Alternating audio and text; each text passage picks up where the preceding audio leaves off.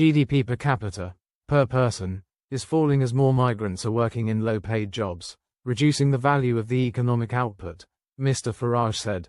Nigel Farage has warned mass migration is making us poorer, in every way. The Reform UK leader said the gloomy economic figures show migration is the only thing fueling anemic growth. But GDP per capita, per person, is falling as more migrants are working in low-paid jobs, reducing the value of the economic output, Mr. Farage said. Speaking on GB News, he said, "Those of us that are slightly older remember when GDP growth was 2.5% to 3% every year and the world seemed fine. Now there is virtually no GDP growth whatsoever. The figures we got out today for the last quarter were utterly miserable, showing growth of 0.1%. But the really interesting thing is, what is GDP per capita? What is wealth? How do we measure it by the individual?"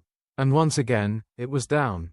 Since the fourth quarter of 2022, GDP per capita has increased in 2 quarters, but fallen in 6. We are getting poorer, and yet, it seems to me, the only way we get any GDP growth at all is through mass migration.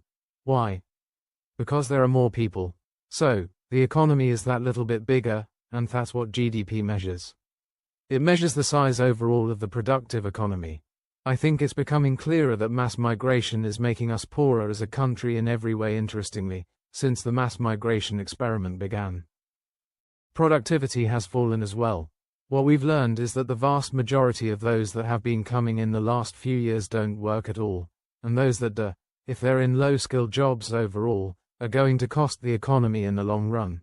Shocking projections have revealed migration will lead to another 5 million people living in the UK in just 7 years.